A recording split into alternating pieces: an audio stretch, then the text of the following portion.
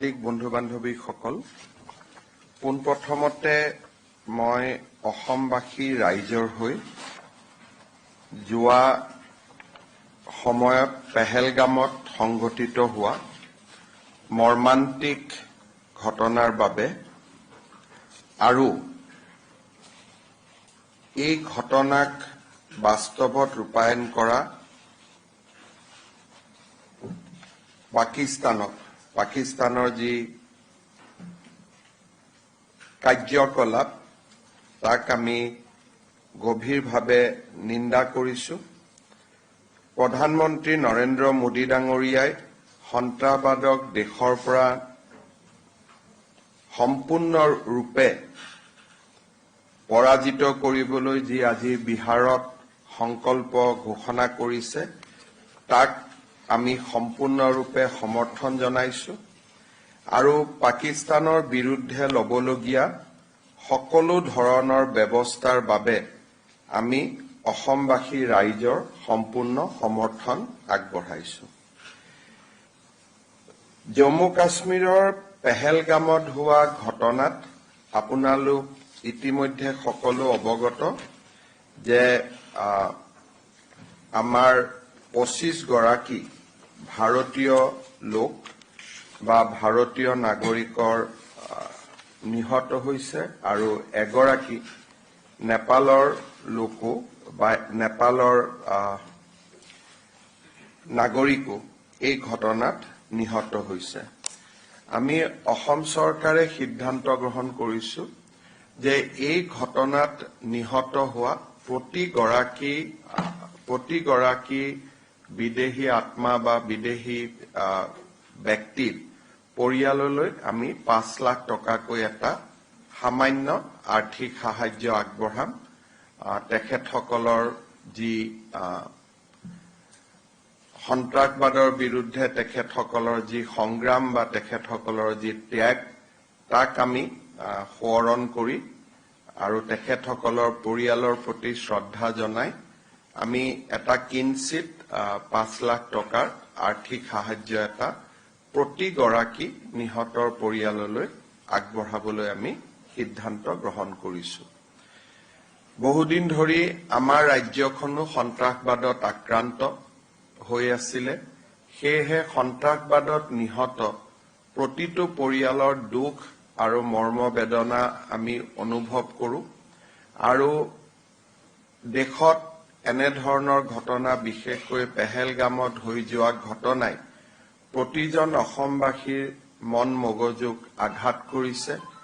আমি সাংঘাতিকভাৱে দুখ পাইছো আৰু এই গোটেই যুদ্ধখনত এই পৰিয়ালকেইটিৰ লগত থিয় হৈ থাকিবৰ বাবে আমি এই সামান্য ধনৰাশি প্ৰতিগৰাকী নিহত পৰিয়াললৈ আগবঢ়াবলৈ সিদ্ধান্ত গ্ৰহণ কৰিছো। এই সংক্ৰান্তত আমি দেখা পাইছিলো যে কিছুমান ব্যক্তিয়ে সমগ্ৰ দেশতে যিকোনো প্ৰকাৰে পাকিস্তানৰ পৰা দৃষ্টি আঁতৰাই আনি তেওঁলোকে পাকিস্তানক প্ৰত্যক্ষ বা পৰোক্ষভাৱে সমৰ্থন কৰাৰ প্ৰৱণতা এটাও আমি দেখা পাইছো। অসমতো আমাৰ বিধায়ক আমিনুল ইছলামে আগবঢ়োৱা বক্তব্যই অসমৰ ৰাইজক ক্ষোভিত কৰিছে। পাকিস্তানক এক প্ৰকাৰ সমৰ্থন কৰাৰ যিটো প্ৰচেষ্টা সেই প্ৰচেষ্টাত আমি সকলো সাংঘাতিকভাৱে আঘাত পাইছো। আজি অসম পুলিচে তেখেতক দেশদ্ৰোহিতাৰ গোচৰত গ্ৰেপ্তাৰ কৰিছে আৰু মই আশা কৰো যে অসম পুলিচে তেওঁক আদালতৰ সন্মুখলৈকে লৈ যাব আৰু আদালতে এই ধৰণৰ ঘটনাৰ যথাযোগ্য বিচাৰ কৰিব। মই এষাৰ কথা সকলোকে বিশেষকৈ যি বিভেদকামী শক্তি ভাৰত বিৰোধী শক্তি আমাৰ দেশত সক্ৰিয় হৈ আছে তেখেতসকলক মই সতৰ্ক কৰি দিব খোজো যে প্ৰত্যক্ষ বা পৰোক্ষভাৱে পাকিস্তানক সমৰ্থন কৰিবলৈ লোৱা যিকোনো প্ৰচেষ্টা অসমৰ মাটিৰ পৰা আমি হ'ব নিদিওঁ আৰু এনেকুৱা ধৰণৰ প্ৰচেষ্টা সংঘটিত হলেই ছচিয়েল মিডিয়াৰ পোষ্ট হওক ফেচবুকৰ পোষ্ট হওক বা আন ধৰণে প্ৰত্যক্ষ বা পৰোক্ষভাৱে পাকিস্তানক সমৰ্থন কৰিবলৈ চেষ্টা কৰিলে অসম পুলিচক পোনছাটেই ব্যৱস্থা ল'বলৈ মই নিৰ্দেশ দিছো আৰু অসম পুলিচে এই ক্ষেত্ৰত সক্ৰিয়তাৰে ব্যৱস্থা গ্ৰহণ কৰিব। পাকিস্তানৰ ঘটনাটোৰ পৰা অকণমান মই আঁতৰলৈ যাব খুজিছো। যোৱা কেইদিনমান আগতে মই প্ৰধানমন্ত্ৰী নৰেন্দ্ৰ মোদী ডাঙৰীয়াক নতুন দিল্লীত সাক্ষাৎ কৰিছিলো আৰু এই সাক্ষাতৰ যিটো মূল লক্ষ্য সেই মূল লক্ষ্যটো আছিল যে আমি ভূপেন হাজৰিকা ডাঙৰীয়াৰ ভাৰতৰত্ন ভূপেন হাজৰিকা ডাঙৰীয়াৰ জন্ম শতবাৰ্ষিকী যাতে সুন্দৰভাৱে বছৰজোৰা কাৰ্যসূচীৰে আমি অনুষ্ঠিত কৰিব পাৰো। প্ৰধানমন্ত্ৰী ডাঙৰীয়াই অসম চৰকাৰৰ এই প্ৰচেষ্টাক শলাগিছে আৰু তেখেতেও কেইটামান পৰামৰ্শ দিছে যে কেনেকৈ এই গোটেই বছৰটোক আমি ভূপেন হাজৰিকাৰ কীৰ্তি ভূপেন হাজৰিকাৰ অৱদান ইয়াক ৰাষ্ট্ৰ মঞ্চলৈ লৈ যাব পাৰো আৰু তেখেতে নিজে 8 ছেপ্টেম্বৰত এই আৰম্ভণি অনুষ্ঠানত মুখ্য অতিথি হিচাপে যোগদান কৰাৰ বাবে তেখেতে আমাক প্ৰতিশ্ৰুতি দিছে। খুব কম দিনৰ ভিতৰতে আমি ৰাজ্য চৰকাৰে উদযাপন সমিতি ঘোষণা কৰিম আৰু ইতিমধ্যে উদযাপন সমিতিত যোগদান কৰিবলৈ মই উত্তৰ পূৰ্বৰ মুখ্যমন্ত্ৰীসকলকো আহ্বান জনাইছো আৰু মই ভাবো যে আমি যথেষ্ট গৰিমা আৰু গাম্ভীৰ্যতাৰে সৈতে বছৰজোৰা এই কাৰ্যসূচী ৰূপায়ণ কৰিব পাৰিম। ডক্টৰ ভূপেন হাজৰিকাৰ নামত ৰিজাৰ্ভ বেংক অব ইণ্ডিয়া আৰু ভাৰতৰ বিত্ত মন্ত্ৰালয়ে যাতে এটা কইন বা মুদ্ৰা নিৰ্মাণ কৰে সেই তাৰ বাবে আমি ইতিমধ্যেই টেক আপ কৰিছো। মই কেইদিনমান আগতে বিত্তমন্ত্ৰী নিৰ্মলা সীতাৰামন ডাঙৰীয়ানীলৈকে লিখিছো এই বিষয়ে আৰু মই বিশ্বাস কৰো যে ভাৰত চৰকাৰে জন্ম শতবাৰ্ষিকীৰ সময়তে ভূপেন হাজৰিকাৰ প্ৰতিচ্ছবিৰে সৈতে এটা কইন বা মুদ্ৰা প্ৰকাশ কৰিব বা আমি উন্মোচন কৰিব পাৰিম সেই বিশ্বাসো মই ৰাখিছো। জন্ম শতবাৰ্ষিকী সম্পৰ্কত আমি বিভিন্ন ব্যৱস্থা হাতত ল'ম সেই বিষয়ে সময়ে সময়ে আপোনালোকক মই জনাই থাকিম।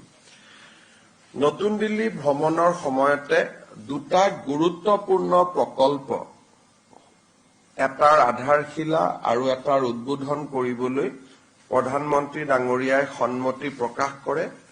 প্ৰথম আধাৰশিলা স্থাপন কৰিবলগীয়া প্ৰকল্পটো হৈছে ৭,৫০০ কোটি টকা ব্যয় কৰি গুৱাহাটীত নিৰ্মাণ হ'বলগীয়া ৰিং ৰোড। এই ৰিং ৰোড গোটেই ব্যৱস্থাটোত এটা বিশেষ ইয়াৰ আৰু এটা অংগ থাকিব যে এই ৰিং ৰোডৰ পাৰ্ট হিচাপে নাৰেংগী আৰু কুৰুৱাৰ মাজত ব্ৰহ্মপুত্ৰৰ ওপৰত দলংখনো নিৰ্মাণ হ'ব। এই গোটেই কাম বা গোটেই প্ৰকল্পটোত ৰাজ্য চৰকাৰে এক বিশেষ ধৰণে সহযোগিতা আগবঢ়াইছে। এই প্ৰকল্পটোৰ বাবে ভূমি অধিগ্ৰহণৰ সম্পূৰ্ণ খৰচৰ 50% ৰাজ্য চৰকাৰে ব্যয় কৰিব। ৰাজ্য চৰকাৰে ফৰেষ্ট ৰয়েলিটি আৰু GST এই দুইটাই আমি নিৰ্মাণকাৰী সংস্থাক উভতাই দিবলৈ সিদ্ধান্ত গ্ৰহণ কৰিছো। অৰ্থাৎ এই প্ৰকল্পটোত ৰাজ্য চৰকাৰৰ আনুমানিক কন্ট্ৰিবিউশ্যন 1000 কোটি টকাতকৈ বেছি হ'ব। ভাৰত চৰকাৰেও এই প্ৰকল্পটোত ভাইবিলিটি গেপ হিচাপে প্ৰায় 3000 কোটি টকা ব্যয় কৰিব আৰু এই গোটেই প্ৰকল্পটো ৭,৫০০ কোটি টকাৰ ব্যয়েৰে এই প্ৰকল্পটো নিৰ্মাণ হ'ব।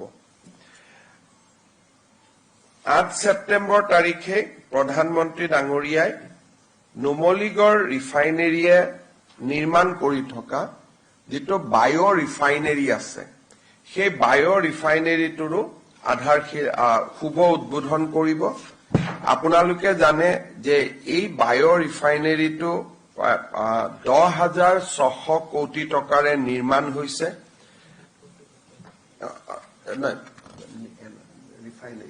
এইটো মই ফাৰ্টিলাইজাৰ কৈছো এই বায়' ৰিফাইনেৰীটো 2019 চনত প্ৰধানমন্ত্ৰী ডাঙৰীয়াই নিজ হাতেৰে আধাৰশিলা কৰিছিলে আৰু এই বায়' ৰিফাইনেৰীটোৰ জৰিয়তে বাঁহৰ ব্যৱহাৰেৰে ইথানেলৰ উৎপাদন হ'ব আৰু ভাৰতৰ ভিতৰতে এইটো প্ৰথম বায়' ৰিফাইনেৰী হ'ব এতিয়ালৈকে ভাৰতত ভৱিষ্যতত বায়' ৰিফাইনেৰী হ'ব কিন্তু এতিয়ালৈকে বায়' ৰিফাইনেৰী প্ৰস্তুত হৈ উঠা নাই এই বায়' ৰিফাইনেৰীটো এটা আমাৰ অসমৰ কাৰণে এক যথেষ্ট ডাঙৰ এটা মাইলষ্টন হ'ব 4,200 কোটি টকা ব্যয়েৰে ইয়াৰ নিৰ্মাণ কাৰ্য সম্পূৰ্ণ হৈছে এই বায়' ৰিফাইনেৰীটোৰো প্ৰধানমন্ত্ৰী ডাঙৰীয়াই শুভ উদ্বোধন কৰিব অৰ্থাৎ 8 ছেপ্টেম্বৰত নাৰেংগী কুৰুৱাৰ দলং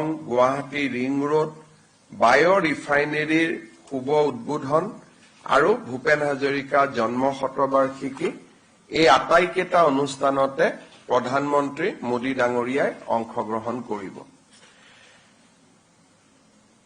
আমি আন এটা প্ৰকল্পৰ ক্ষেত্ৰত ভাৰত চৰকাৰৰ লগত খুব ঘনিষ্ঠভাৱে কাম কৰি আছো সেইটো হৈছে নামৰূপৰ ফাৰ্টিলাইজাৰ প্ৰজেক্ট আপোনালোকে জানে যে এই প্ৰজেক্টটোত 10,600 কোটি টকা ব্যয় হ'ব আৰু এই প্ৰজেক্টটো 40% অসম চৰকাৰে ইকুইটি আগবঢ়াব বাকি বৰ্তমানৰ যি BVCL Brahmaputra valley fertilizer corporation limited তেওঁলোকৰ অংশ 11% থাকিব হিন্দুস্তান উৰ্বাৰক আৰু ৰসায়ন লিমিটেড তেওঁলোকৰ 13% থাকিব নেশ্যনেল ফাৰ্টিলাইজাৰ লিমিটেডৰ 18% থাকিব আৰু অইল ইণ্ডিয়া লিমিটেডৰ 18% থাকিব অৰ্থাৎ গোটেই কেইটা যদি অংশীদাৰী আমি যদি সন্মিলিত কৰো তেতিয়ালে আটাইতকৈ সৰ্ববৃহৎ অংশীদাৰিত্ব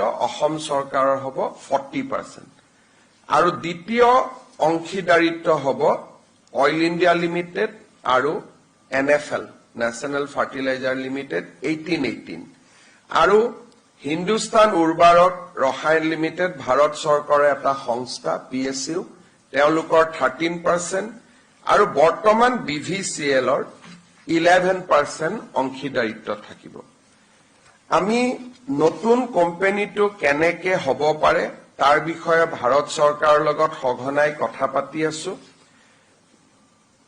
অসম চৰকাৰৰ লগত আলোচনা কৰি নতুন যিটো প্ৰকল্প হ'ব ভাৰত চৰকাৰে সেই কোম্পানীটোৰ নাম Assam fertilizer and chemical company limited নামে নামাকৰণ কৰিবলৈ সিদ্ধান্ত লৈছে তাৰমানে যিটো নতুন কোম্পানী হ'ব এই নতুন কোম্পানীটোৰ নাম হ'ব Assam fertilizer and chemical company limited এতিয়া মানুহৰ মনত প্ৰশ্ন হ'ব যে আগৰ BVCLটো কি হ'ব BVCLও সমান্তৰালভাৱে চলি থাকিব অৰ্থাৎ পুৰণা যিটো ব্ৰহ্মপুত্ৰ ভেলী সাৰ কাৰখানা বৰ্তমান চলি আছে ভাৰত চৰকাৰে সেইটোকো বন্ধ নকৰাৰ সিদ্ধান্ত লৈছে অৰ্থাৎ নামৰূপত এতিয়া এটাৰ পৰিৱৰ্তে দুটা সাৰ কাৰখানা হ'ব BVCLটো চলি থাকিব আৰু আসাম ফাৰ্টিলাইজাৰ এণ্ড কেমিকেল যিটো কোম্পানী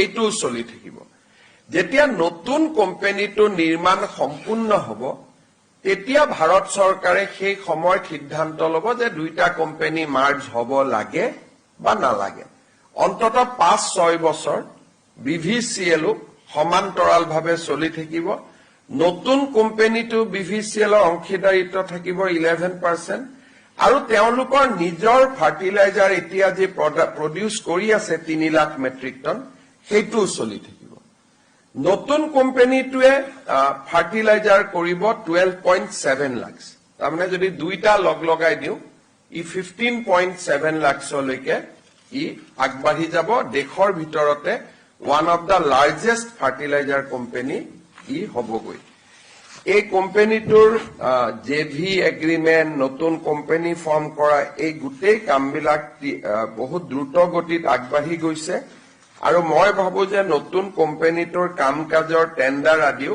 ছেপ্টেম্বৰত প্ৰকাশ হ'ব আৰু ডিচেম্বৰৰ ভিতৰত এই নতুন সাৰ কাৰখানাটোৰো আমি কাম আৰম্ভ কৰিব পাৰিম সমান্তৰালভাৱে BVCLও যাতে আৰ্থিক সংকটত নপৰে সময়ে সময়ে ভাৰত চৰকাৰে তাতো পুঁজিৰ যোগান ধৰি থাকিব যাতে পুৰণা কোম্পানীটো বন্ধ হৈ নাযায় নতুন কোম্পানীটো নিৰ্মাণ হয় আৰু 5-6 বছৰ পিছত সিদ্ধান্ত লোৱা হ'ব যে পুৰণা নতুন দুইটা একে হৈ যাব নে দুইটাই সমান্তৰালভাৱে আৰু কিছুদিন চলি থাকিব তাৰমানে অসমৰ কাৰণে দুটা ভাল খবৰ BVCLও চলি থাকিব আসাম ফাৰ্টিলাইজাৰ এণ্ড কেমিকেল যেটো নতুন কোম্পানী সেইটো চলি থাকিব বৰ্তমান পৰৱৰ্তী সময়ত তাৰ সিদ্ধান্ত হ'ব নতুন কোম্পানীটোত BVCLৰ 11% অংশীদাৰিত্ব থাকিব অসম চৰকাৰৰ 40% অংশীদাৰিত্ব থাকিব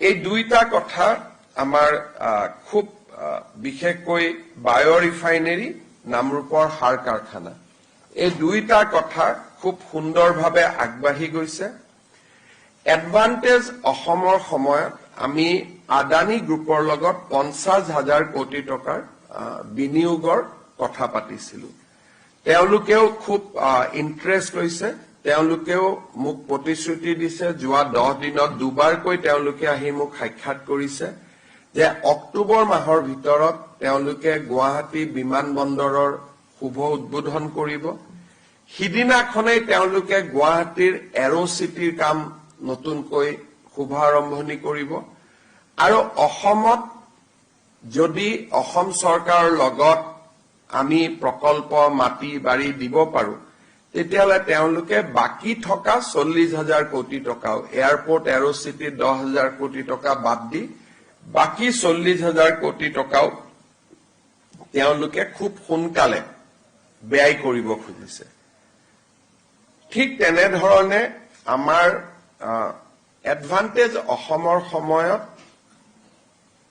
স্বাক্ষৰিত হোৱা ভাৰত চৰকাৰৰ দুটা প্ৰজেক্ট খুব দ্ৰুত গতিত অনুমোদনৰ ফালে আগবাঢ়ি গৈছে এটা হৈছে গুৱাহাটী আৰু শিলচৰৰ মাজত 25,000 কোটি টকাৰ নতুন গ্ৰীণফিল্ড হাইৱে গ্ৰীণফিল্ড তাৰমানে পুৰণা ৰাস্তা নহয় সম্পূৰ্ণ নতুন ৰাস্তা হ'ব বৰাপানীৰ মাজেৰে গৈ পাঞ্চগ্ৰামত উঠিব হিউ খুব এটা অনুমোদনৰ দিশত তীব্ৰ গতিত আগুৱাই গৈছে আৰু নুমলীগড় আৰু গহপুৰৰ মাজৰ টানেলৰ অনুমোদনৰ দিশতো খুব আগুৱাই গৈছে গতিকে এই গোটেইখিনি যদি হৈ যায় তেতিয়াহলে ডিসেম্বৰ মাহৰ ভিতৰতে প্ৰায় 1 লাখ কোটি টকা এডভান্টেজ অসমত ঘোষণা কৰা প্ৰায় 1 লাখ কোটি টকা আমি ধৰাতলত দেখিব পাম হয়তো অলপ বেছিও হ'ব পাৰে যদি কাছাৰৰ ৰাস্তা হয় 25,000 নুমলীগড় 12,000 25 বাৰে 37,000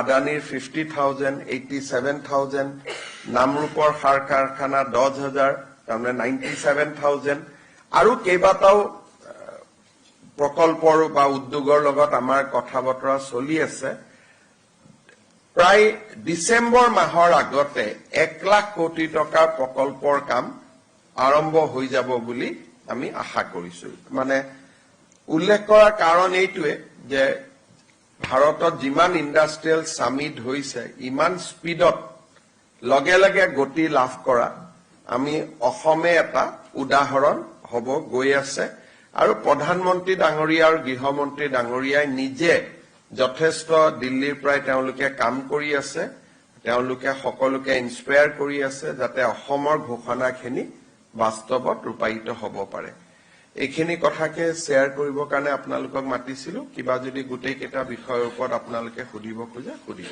Sir, if you can repeat in English in gist. People of Assam is extremely angry with the recent terrorist attack in Pahalgam. Although no one from Assam has died in the terrorist attack, but still people of Assam is extremely angry. We are with Prime Minister Narendra Modi. Whatever decision he will take to root out, to completely wipe out terrorism and militancy from the soil of India, we will completely support him, we will stand behind him. Assam is one of the states who has been the worst sufferer of terrorism and militancy. We have seen this kind of massacre in the past, so we can feel the grief, we can feel the pain of the families who has lost near and dear one in the Pahalgam massacre. Assam is not a very huge economically rich state, but at the same time, as a token of gesture, as a token of solidarity, Government of Assam has decided to extend a sum of rupees 5 lakhs to each and every family whose near and dear one has been killed in the massacre. We are also taking strong action against everyone who is directly or indirectly trying to support or trying to defend Pakistan. One of our MLA from United Democratic Front, Sri Aminul Islam, has said yesterday certain things which has angered people of Assam. I have reviewed the video and I have seen that that video has been posted in a manner to defend Pakistan in the terror in Pakistan and in its complicity in the terrorist attack. I have instructed Assam Police to take strong action against the MLA. DGP has informed me that he has been arrested and he has been booked in the charge of sedition. So we'll take this case to the logical conclusion. I'd like to warn everybody who is in Assam that any attempt to defend Pakistan directly or indirectly will be taken head on and will take strongest possible action. The action against the MLA is one such example, but we can go further and we'll hunt down each and everybody, whoever try to support directly or indirectly Pakistan, and this is what we have conveyed in strongest possible terms to my police and also to the other law enforcing agencies. India has revoked visas of Pakistani nationals, but given the fact that in the past also people like David Hadley have been in India on a foreign visa and long-term visa, there are many people who have long-term visas in India and have multiple entry visa for Pakistan. So these people also come under strict scrutiny. I think this question should be posed to the Government of India. This is a delicate time. I don't want to comment anything. Government of India is proceeding with a clear-cut strategy. So we should not comment on that. We should leave it to the Honorable Prime Minister. Sir, in the view of the Pahalgam attack, is Assam government considering a review of the security arrangements along the tourist attractive places in Assam? We are also concerned about Bangladesh and recent hobnobbing between the Bangladesh and Pakistan. So we have alerted our security agencies to take a watch whatever is going on across the border and also remain vigilant. However, we directly do not share any land borders with Pakistan. So that is why I think our concern in regard to Pakistan will be, it may not be that high in compared to the state of Kashmir or Punjab or Rajasthan or Gujarat. However, we are remain alert and will remain alert. সাংসদ গৌৰৱ গগৈ পাকিস্তানত 15 দিন আছিল বুলি আপুনি কৈছিল কেনেকৈ কৈছিল কিবা I have not named anyone.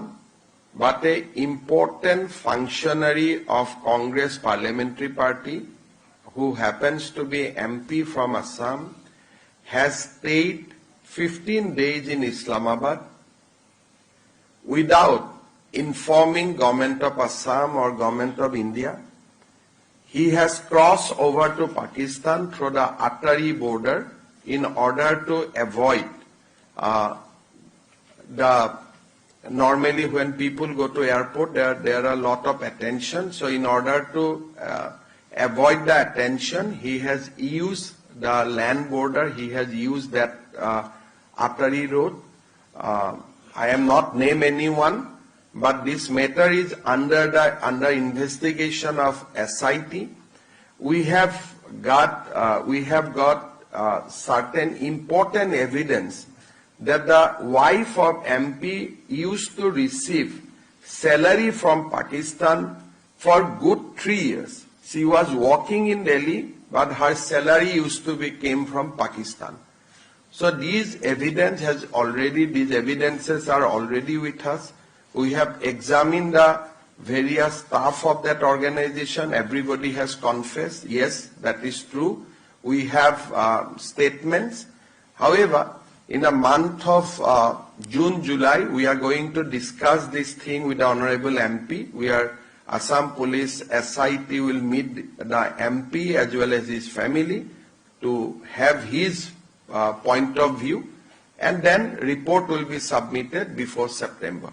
But it is a fact that he spent good 15 days in Islamabad without informing Government of India and Government of Assam. He has also made a dubious trip to Nepal during that period of time. You all know that ISI was very active in Nepal at that point of time. So back to back, a travel has also been seen to Nepal. We have examined, there was no public engagement reported. It was mostly a clandestine visit. So we'll also try to join the knots whether the visit of Pakistan and Nepal has any connection or it was just two independent visits. So all these matters are very, very serious, involving national security.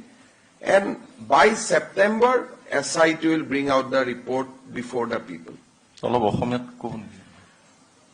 মই কোনো সংসদৰ নাম ক'ব খোজা নাই। অসমৰ এজন সাংসদে 15 দিন ইছলামাবাদত থকাৰ তথ্য অসম চৰকাৰৰ হাতত আছে। ৰাইজৰ চকুৰ পৰা আঁতৰি পাঞ্জাবৰ আটাৰী বৰ্ডাৰ পোষ্টেদি MP গৰাকী পাকিস্তানত গৈছিলে। গেটৰ আনপাৰে কোনে তেওঁক ৰিচিভ কৰিবৰ কাৰণে ৰখি আছিলে, কিহৰ কাৰণে? Islamabad is a journey of long journey from Attari. কোনে তেওঁক ইছলামাবাদলৈকে লৈ গ'ল আৰু তাত কি কৰি আছিলে, এই বিষয়ে আমি জানিবৰ কাৰণে চেষ্টা কৰি আছো। দ্বিতীয়তে, সেই সময়ছোৱাতে তেখেতে নেপাললৈ গৈছিল আৰু সেই সময়ত নেপাল ISIৰ যথেষ্ট এক্টিভিটি আছিলে। নেপালত তেওঁৰ কোনো পাব্লিক এংগেজমেণ্ট আমাৰ নটিচত নাছিলে। হলিডেৰ কাৰণে গ'লে ইউজুৱেলি ফেমিলিৰ সৈতে যায়। It was a individual trip. দুইটা ট্ৰিপৰ কিবা সম্পৰ্ক আছে নেকি তাকো আমি চাব চেষ্টা কৰি আছো। তৃতীয়তে, তেখেতৰ পত্নী পাকিস্তানত কাম কৰিছিল। তেখেত নতুন দিল্লীলৈ আহে আৰু আন এটা অনুষ্ঠানত যোগদান কৰে। কিন্তু নতুন দিল্লীত কাম কৰি থকা অনুষ্ঠানটোৰ এনেকুৱা এটা অনুষ্ঠান যে তেওঁলোকলৈকে পাকিস্তানৰ পৰা প্ৰতি মাহে টকা আহে আৰু সংসদগৰাকীৰ পত্নীক সেই টকাৰে দৰমহা দিয়া হয়। এই গোটেইখিনি কথা ডকুমেণ্টছ, বেংক একাউণ্টছ সকলো অসম পুলিচৰ হাতত আছে। আৰু সংস্থাটোৰ পৰিচালকসকলক আমি যেতিয়া ইণ্টাৰোগেট কৰিছিলো, তেওঁলোকে কৈছিলে যে এই ব্যক্তিগৰাকীক চাকৰিত লোৱাৰ আমাৰ কোনো প্ৰয়োজনীয়তা নাছিল, সেইকাৰণে আমি কোনো টকা খৰচ কৰিব খোজা নাছিলো। তেতিয়া পাকিস্তানৰ পৰা আমাক কোৱা হৈছিল যে গোটেই দৰমহাটো আমি দিম, আপোনালোকে তেওঁক চাকৰিত ৰাখক। এই গোটেই কথাখিনি ৰেকৰ্ডত আছে। গতিকে ছেপ্টেম্বৰলৈকে মই ভাবো আৰু বহুত কথা পোহৰলৈ আহিব। SITৰ ইনভেষ্টিগেশ্যন ৰিপৰ্ট আমি সদনৰ সন্মুখতো ৰাখিম, সাংবাদিকসকলৰ সন্মুখতো ৰাখিম। যিমান দূৰলৈকে পাৰো আমি তদন্ত কৰিম, আৰু যিমান দূৰলৈ আমি নোৱাৰো ভাৰত চৰকাৰৰ কোনোবা এটা সংস্থাক ফাৰ্ডাৰ তদন্তৰ আমি দায়িত্ব হয়তো দিবলগীয়া হ'ব পাৰে। মই ক্ষেত্ৰতে তেওঁ নিজেই ৰাজনীতি কৰা মানুহ, তেওঁক কোনে সহায় কৰিব? এতিয়া পাকিস্তানৰ কোনোবা ৰাজনীতিবিদে সহায় কৰিছিল নাই কৰা, সেইটোতো মেটাৰ অফ ইনভেষ্টিগেশ্যন। আৰু মই নিশ্চিত যে কংগ্ৰেছ দলকো তেওঁ এই গোটেই কথাটো জনোৱা নাই। গতিকে ইয়াত মই বাকী কোনো কংগ্ৰেছ লিডাৰক টানিব খোজা নাই।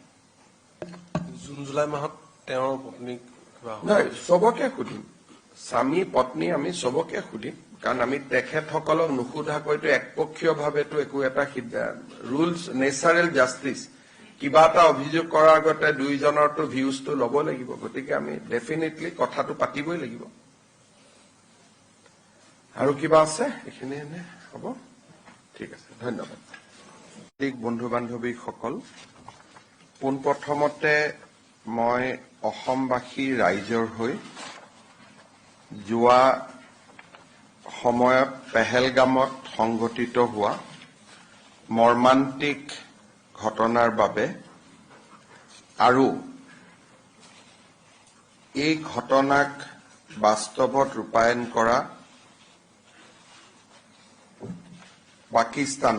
পাকিস্তানৰ যি কাৰ্যকলাপ তাক আমি গভীৰভাৱে নিন্দা কৰিছো। প্ৰধানমন্ত্ৰী নৰেন্দ্ৰ মোদী ডাঙৰীয়াই সন্ত্ৰাসবাদক দেশৰ পৰা সম্পূৰ্ণৰূপে পৰাজিত কৰিবলৈ যি আজি বিহাৰত সংকল্প ঘোষণা কৰিছে, তাক আমি সম্পূৰ্ণৰূপে সমৰ্থন জনাইছো। আৰু পাকিস্তানৰ বিৰুদ্ধে ল'বলগীয়া সকলো ধৰণৰ ব্যৱস্থাৰ বাবে আমি অসমবাসী ৰাইজৰ সম্পূৰ্ণ সমৰ্থন আগবঢ়াইছো। জম্মু কাশ্মীৰৰ পেহেলগামত হোৱা ঘটনাত আপোনালোক ইতিমধ্যে সকলো অৱগত যে আমাৰ 25 গৰাকী ভাৰতীয় লোক বা ভাৰতীয় নাগৰিকৰ নিহত হৈছে আৰু এগৰাকী নেপালৰ লোকো বা নেপালৰ নাগৰিকো এই ঘটনাত নিহত হৈছে।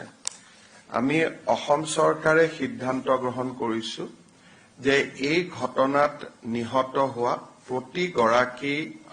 প্ৰতিগৰাকী বিদেশী আত্মা বা বিদেশী ব্যক্তিৰ পৰিয়াললৈ আমি 5 লাখ টকাকৈ এটা সামান্য আৰ্থিক সাহায্য আগবঢ়াম। তেখেতসকলৰ যি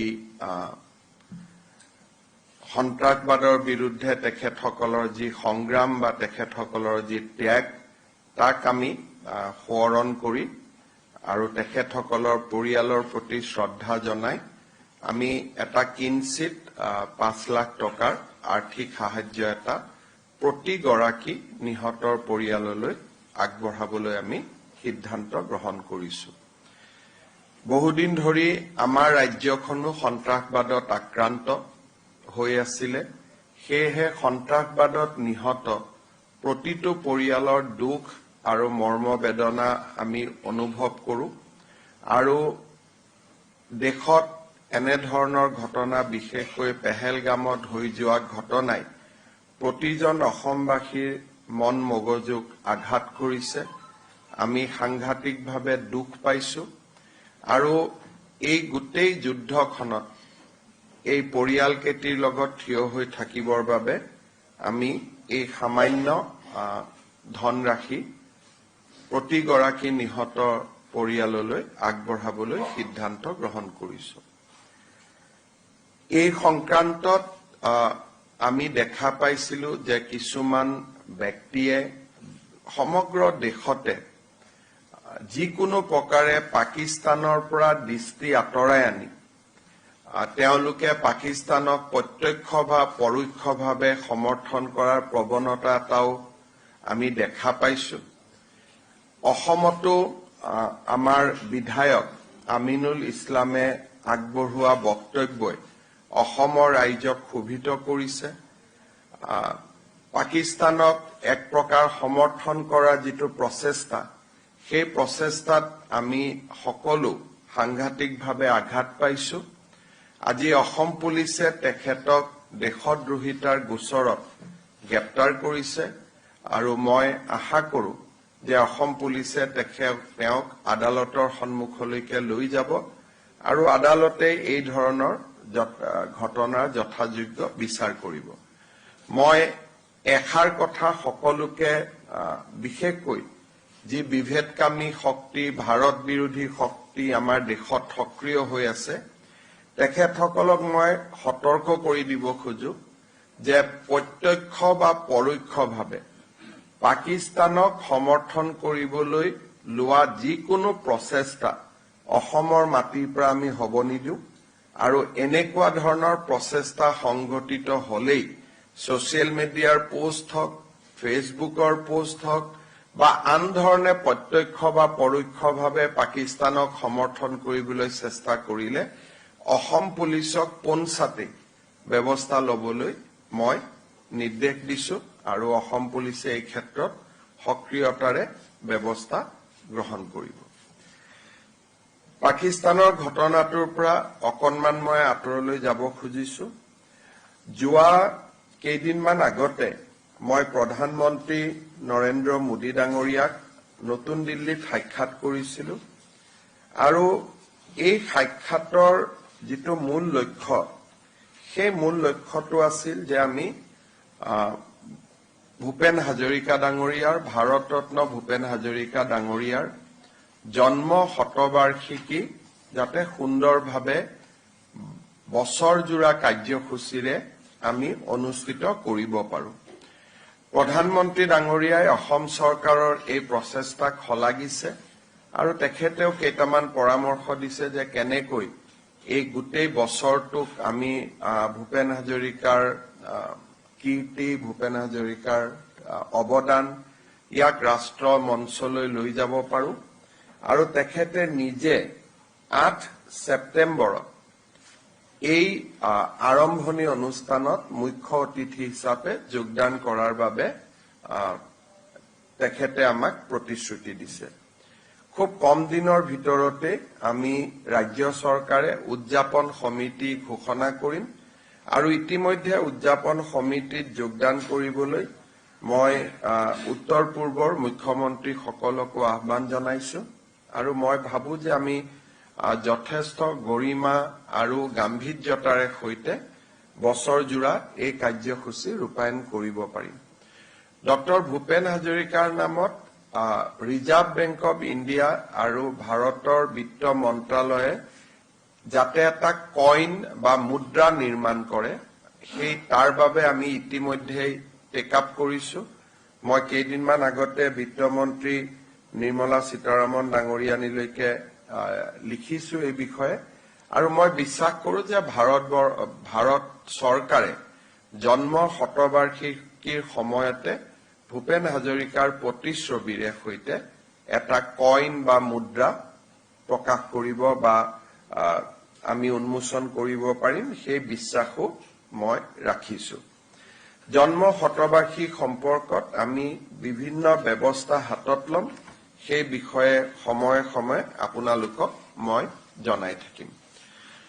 নতুন দিল্লী ভ্ৰমণৰ সময়তে দুটা গুৰুত্বপূৰ্ণ প্ৰকল্প, এটাৰ আধাৰশিলা আৰু এটাৰ উদ্বোধন কৰিবলৈ প্ৰধানমন্ত্ৰী ডাঙৰীয়াই সন্মতি প্ৰকাশ কৰে।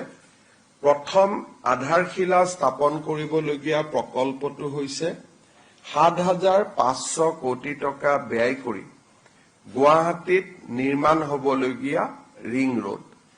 এই ৰিং ৰোড গোটেই ব্যৱস্থাটোত এটা বিশেষ ইয়াৰ আৰু এটা অংগ থাকিব যে এই ৰিং ৰোডৰ পাৰ্ট হিচাপে নাৰেংগী আৰু পৰুৱাৰ মাজত ব্ৰহ্মপুত্ৰৰ ওপৰত দলংখনো নিৰ্মাণ হ'ব। এই গোটেই কাম বা গোটেই প্ৰকল্পটোত ৰাজ্য চৰকাৰে এক বিশেষ ধৰণে সহযোগিতা আগবঢ়াইছে। এই প্ৰকল্পটোৰ বাবে ভূমি অধিগ্ৰহণৰ সম্পূৰ্ণ খৰচৰ 50% ৰাজ্য চৰকাৰে ব্যয় কৰিব। ৰাজ্য চৰকাৰে ফৰেষ্ট ৰয়েলিটি আৰু GST এই দুইটাই আমি নিৰ্মাণকাৰী সংস্থাক উভতাই দিবলৈ সিদ্ধান্ত গ্ৰহণ কৰিছো। অৰ্থাৎ এই প্ৰকল্পটোত ৰাজ্য চৰকাৰৰ আনুমানিক কন্ট্ৰিবিউশন 1000 কোটি টকাতকৈ বেছি হ'ব। ভাৰত চৰকাৰেও এই প্ৰকল্পটোত ভাইবিলিটি গেপ হিচাপে প্ৰায় 3000 কোটি টকা ব্যয় কৰিব আৰু এই গোটেই প্ৰকল্পটো 7500 কোটি টকাৰ ব্যয়েৰে এই প্ৰকল্পটো নিৰ্মাণ হ'ব। 8 ছেপ্টেম্বৰ তাৰিখে প্ৰধানমন্ত্ৰী ডাঙৰীয়াই নুমলীগড় ৰিফাইনেৰীয়ে নিৰ্মাণ কৰি থকা যিটো বায়' ৰিফাইনেৰী আছে, সেই বায়' ৰিফাইনেৰীটোৰো শুভ উদ্বোধন কৰিব। আপোনালোকে জানে যে এই বায়' ৰিফাইনেৰীটো 10,600 কোটি টকাৰে নিৰ্মাণ হৈছে।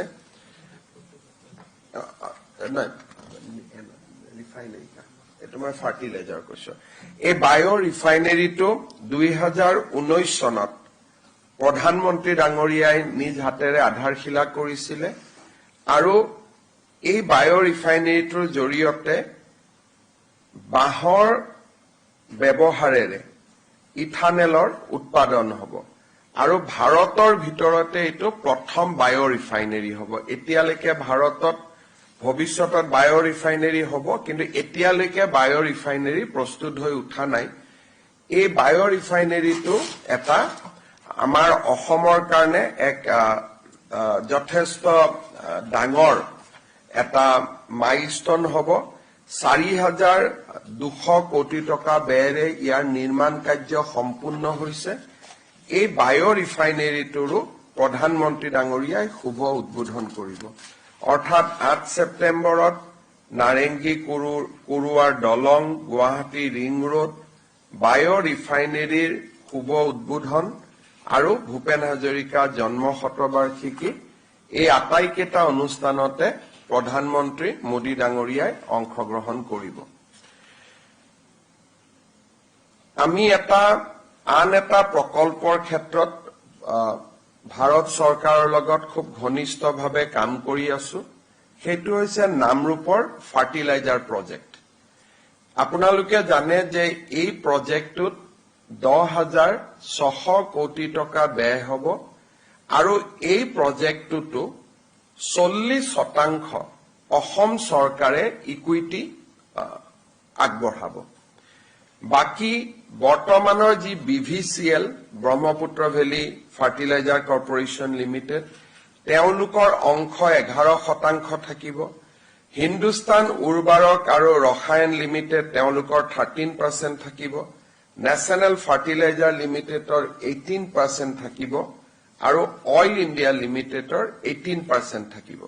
অৰ্থাৎ গোটেইকেইটা যদি অংশীদাৰী আমি যদি সন্মিলিত কৰোঁ, তেতিয়াহ'লে আটাইতকৈ সৰ্ববৃহৎ অংশীদাৰিত্ব অসম চৰকাৰৰ হ'ব 40%। আৰু দ্বিতীয় অংশীদাৰিত্ব হ'ব অইল ইণ্ডিয়া লিমিটেড আৰু NFL নেশ্যনেল ফাৰ্টিলাইজাৰ লিমিটেড 18-18 আৰু হিন্দুস্তান উৰ্বাৰক ৰসায়ন লিমিটেড ভাৰত চৰকাৰৰ এটা সংস্থা PSU, তেওঁলোকৰ 13% আৰু বৰ্তমান BVCLৰ 11% অংশীদাৰিত্ব থাকিব। আমি নতুন কোম্পানীটো কেনেকে হ'ব পাৰে তাৰ বিষয়ে ভাৰত চৰকাৰৰ লগত সঘনাই কথা পাতি আছো।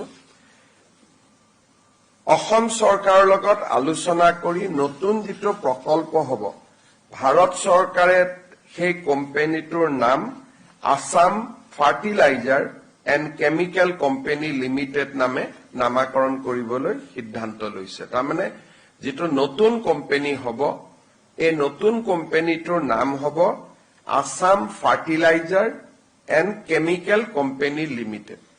এতিয়া মানুহৰ মনত প্ৰশ্ন হ'ব যে আগৰ BVCLটো কি হ'ব?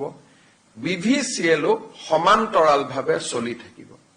অৰ্থাৎ পুৰণা যিটো ব্ৰহ্মপুত্ৰ ভেলী সাৰ কাৰখানা বৰ্তমান চলি আছে ভাৰত চৰকাৰে সেইটোকো বন্ধ নকৰাৰ সিদ্ধান্ত লৈছে অৰ্থাৎ নামৰূপত এতিয়া এটাৰ পৰিৱৰ্তে দুটা সাৰ কাৰখানা হ'ব BVCL টো চলি থাকিব আৰু আসাম ফাৰ্টিলাইজাৰ এণ্ড কেমিকেল যেটো কোম্পানী এইটো চলি থাকিব যেতিয়া নতুন কোম্পানীটো নিৰ্মাণ সম্পূৰ্ণ হ'ব তেতিয়া ভাৰত চৰকাৰে সেই সময়ত সিদ্ধান্ত ল'ব যে দুইটা কোম্পানী মাৰ্জ হ'ব লাগে বা নালাগে অন্তত 5-6 বছৰ BVCL সমান্তৰালভাৱে চলি থাকিব নতুন কোম্পানীটো BVCL অংশীদাৰিত্ব থাকিব 11% আৰু তেওঁলোকৰ নিজৰ ফাৰ্টিলাইজাৰ এতিয়া যে প্ৰডিউস কৰি আছে 3 লাখ মেট্ৰিক টন সেইটো চলি থাকিব নতুন কোম্পানীটোৱে ফাৰ্টিলাইজাৰ কৰিব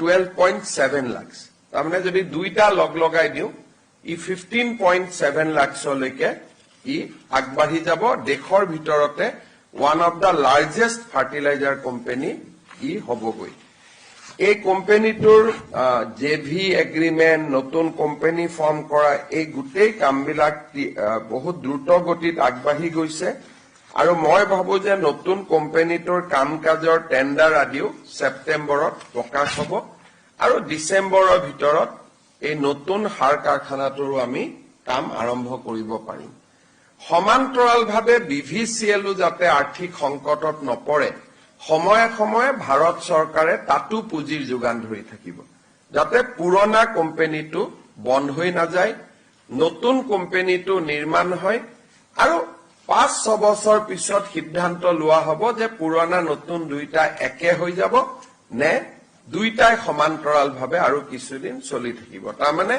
অসমৰ কাৰণে দুটা ভাল খবৰ BVCL চলি থাকিব আসাম ফাৰ্টিলাইজাৰ এণ্ড কেমিকেল যেটো নতুন কোম্পানী সেইটো চলি থাকিব বৰ্তমান পৰৱৰ্তী সময়ত তাৰ সিদ্ধান্ত হ'ব নতুন কোম্পানীটোত BVCL 11% অংশীদাৰিত্ব থাকিব অসম চৰকাৰৰ 40% অংশীদাৰিত্ব থাকিব এই দুইটা কথা আমাৰ খুব বিশেষকৈ বায়ো ৰিফাইনাৰী নামৰূপৰ সাৰ কাৰখানা এই দুইটা কথা খুব সুন্দৰভাৱে আগবাঢ়ি গৈছে এডভান্টেজ অসমৰ সময়ত আমি আদানী গ্ৰুপৰ লগত 50,000 কোটি টকাৰ বিনিয়োগৰ কথা পাতিছিলো তেওঁলোকেও খুব ইন্টাৰেষ্ট লৈছে তেওঁলোকেও মোক প্ৰতিশ্ৰুতি দিছে যোৱা 10 দিনত দুবাৰকৈ তেওঁলোকে আহি মোক সাক্ষাৎ কৰিছে যে অক্টোবৰ মাহৰ ভিতৰত তেওঁলোকে গুৱাহাটী বিমানবন্দৰৰ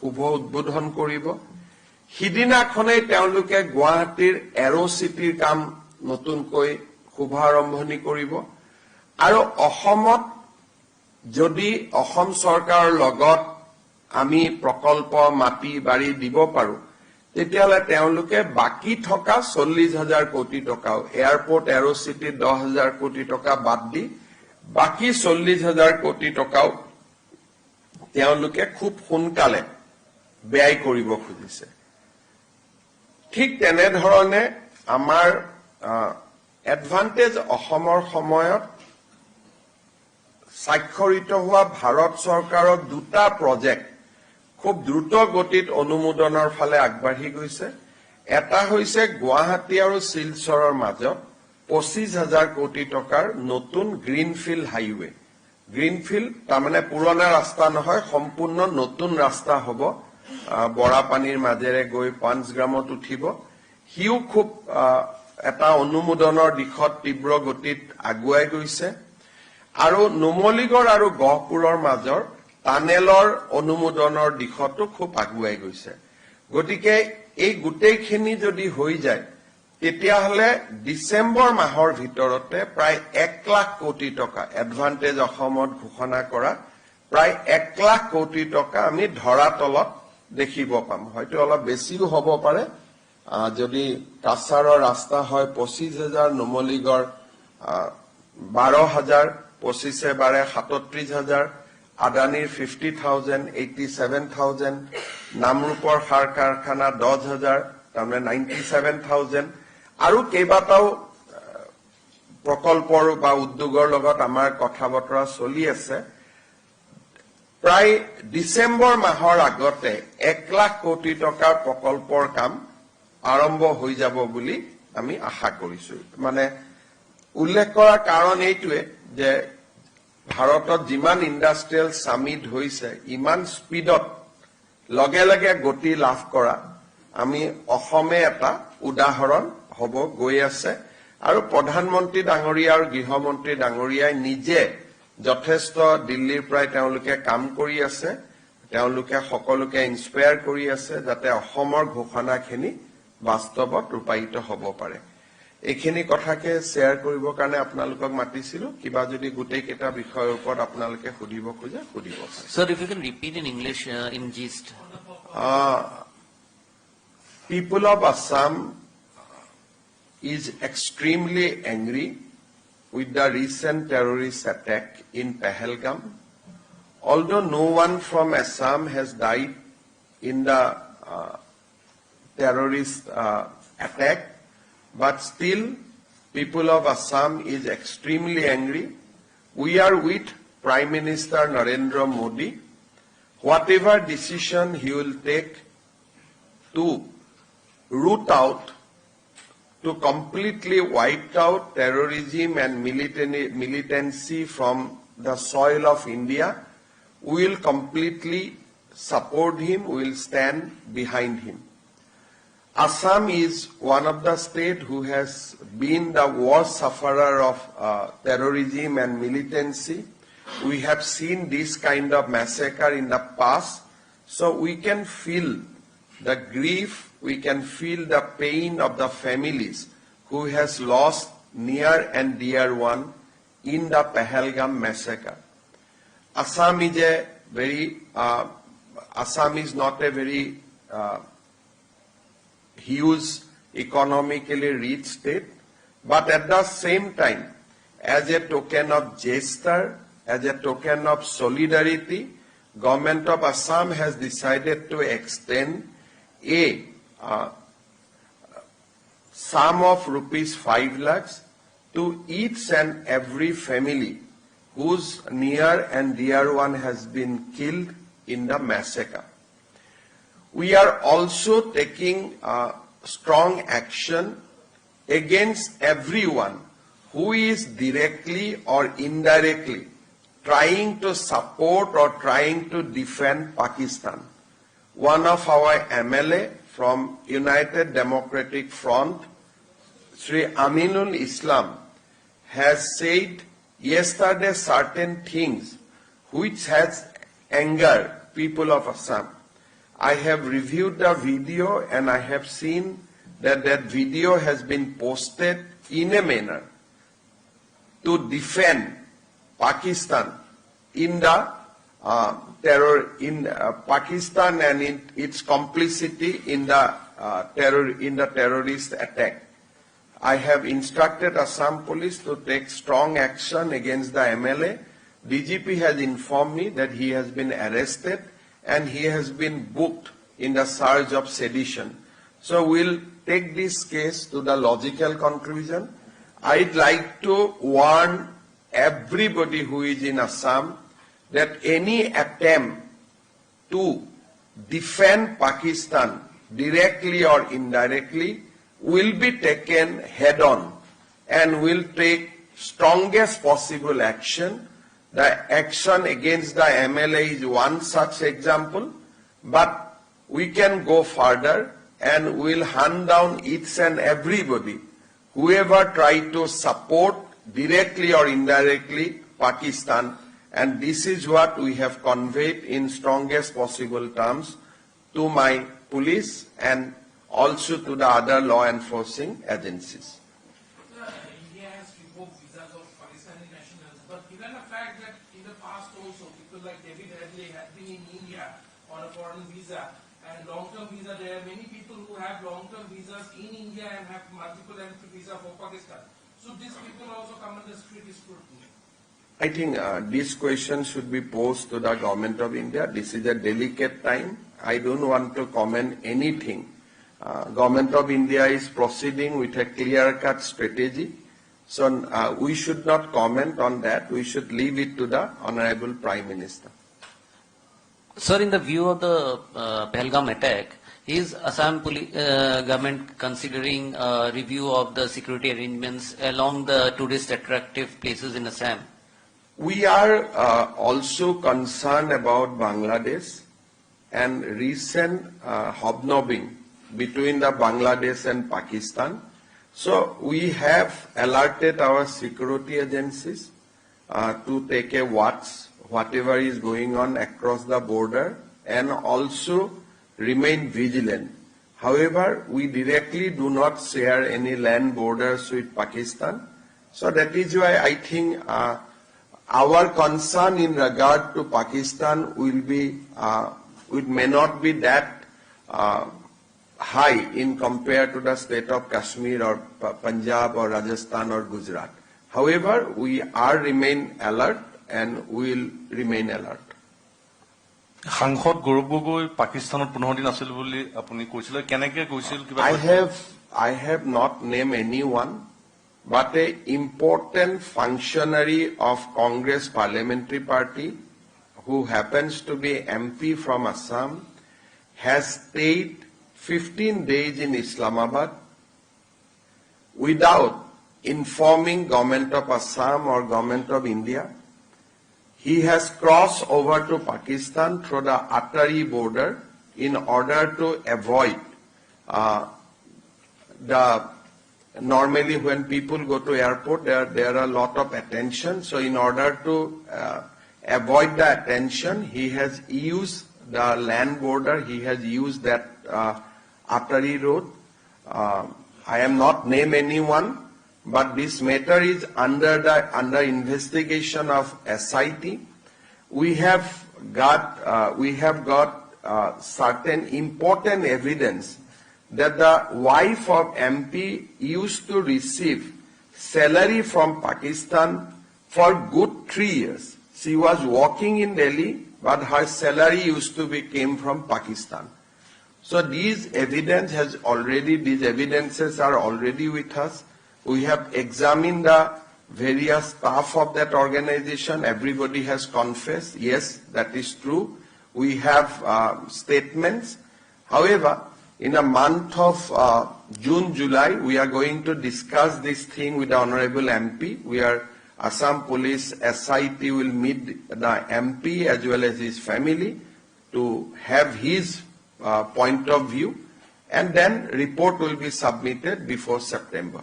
But it is a fact that he spent good 15 days in Islamabad without informing government of India and government of Assam.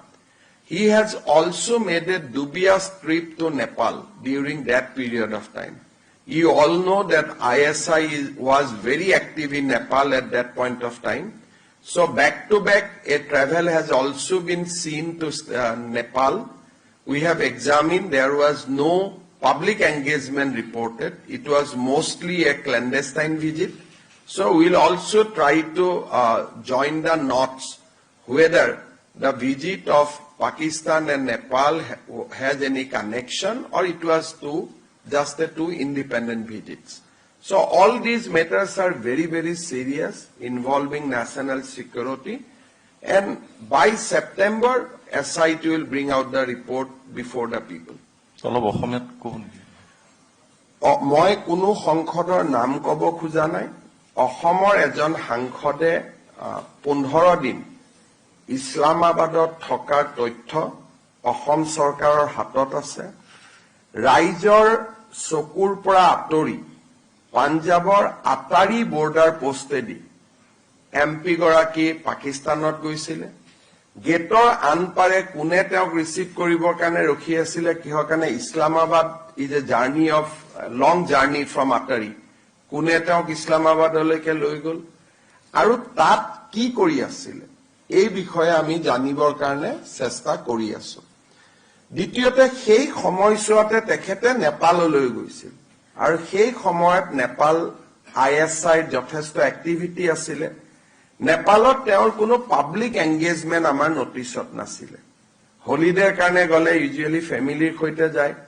It was A ইন্ডিভিজুৱেল trip দুইটা ট্ৰিপৰ কিবা সম্পৰ্ক আছে নেকি তাকো আমি চাব চেষ্টা কৰি আছো তৃতীয়তে তেখেতৰ পত্নী পাকিস্তানত কাম কৰিছিল, তেখেত নতুন দিল্লীলৈ আহে আৰু আন এটা অনুষ্ঠানত যোগদান কৰে।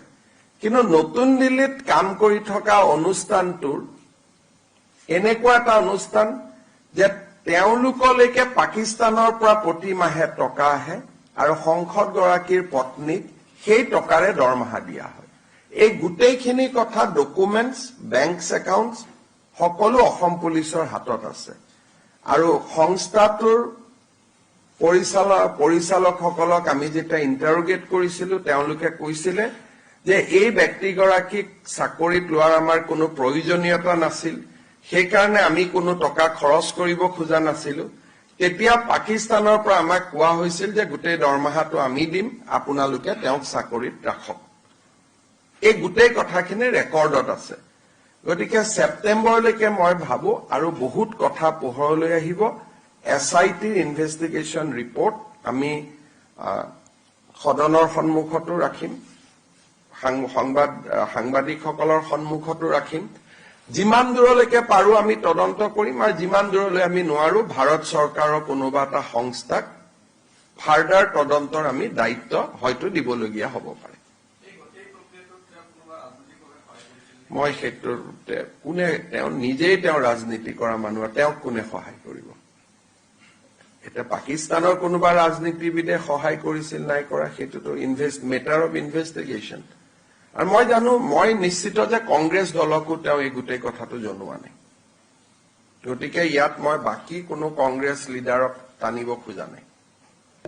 জুন জুলাই মাহত তেওঁৰ পত্নীক নাই, চবকে সুধিম, স্বামী পত্নী আমি চবকে সুধিম, কাৰণ আমি তেখেতসকলক নুসুধাকৈতো একপক্ষীয়ভাৱেতো একো এটা ৰুলছ, নেচাৰেল জাষ্টিচ, কিবা এটা অভিযোগ কৰাৰ আগতে দুইজনৰতো ভিউজটো ল'ব লাগিব। গতিকে আমি ডেফিনেটলি কথাটো পাতিবই লাগিব। আৰু কিবা আছে? এইখিনি হ'ব, ঠিক আছে, ধন্যবাদ।